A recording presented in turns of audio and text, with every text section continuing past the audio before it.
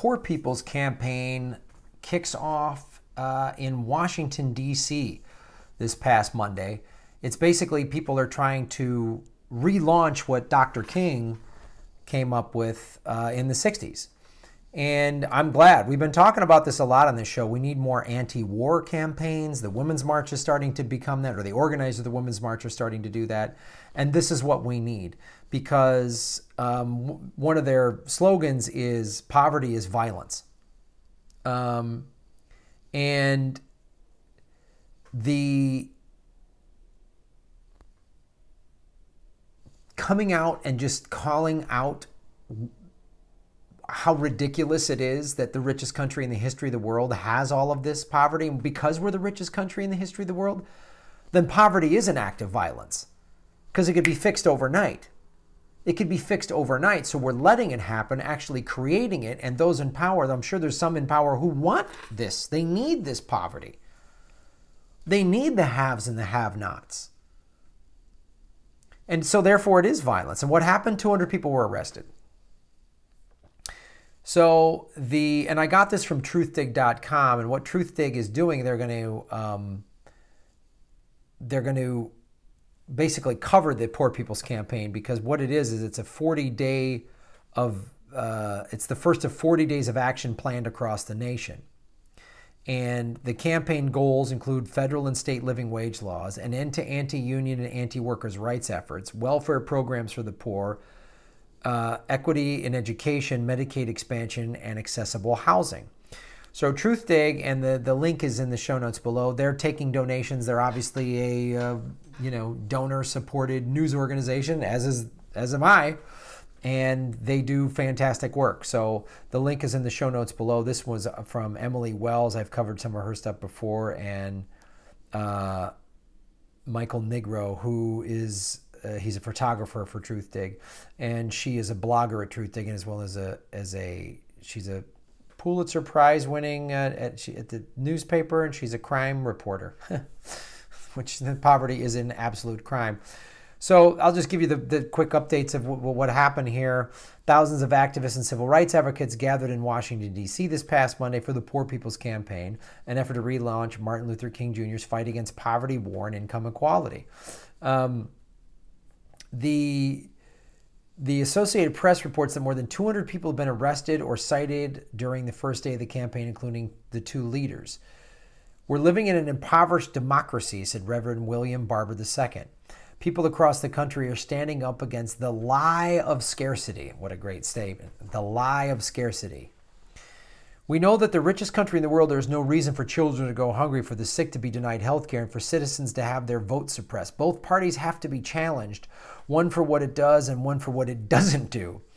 And this is it. That's such a great term, the lie of scarcity. We heard this in the 2016 campaign. How are we going to pay for single-payer health care? How are we going to pay for free college tuition? Governor Jerry Brown said it. We're trying to get single-payer health care in the state of California, and he went, how are we going to pay for this?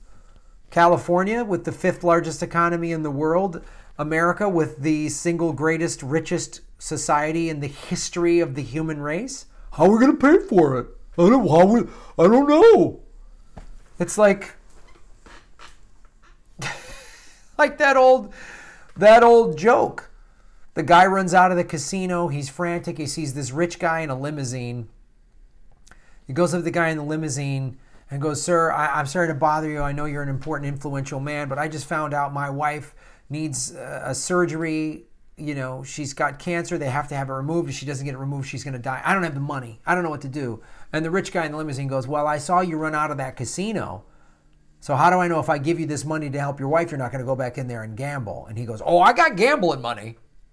Right? The joke is an old joke. It's a million years old. David Letterman used to always tell that joke. But that's the powers that be. America always has money for bombs. We can bomb Syria for alleged chemical weapons attacks. We can be war in 8 countries.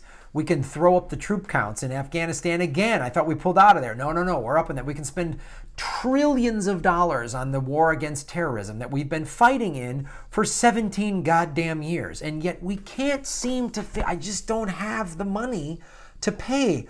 Where could we get this money? Could it come from the trillions of dollars we're spending on blowing up the Middle East and drone striking people and creating more terrorists? Could it come from that? No. I'm glad that this is happening. I'm glad that there's people willing to be arrested. Of course, I'm sure the corporate media is going to be like, they got violent. I doubt they did. I doubt they did. The campaign has launched a legal defense fund to ensure the rights of those in the front lines in the fight to reclaim our nation's soul are protected. At Unite the Poor is their Twitter handle. It's all in the show notes below. The Reverend William Barber II was reportedly one of the ones that was arrested. They started making civil arrests. The cops start jackbooting people.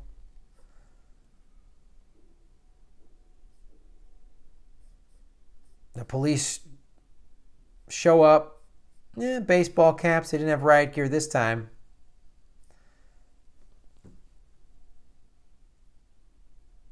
The Reverend Liz Theo Harris tells the crowd, when people step forward, others listen.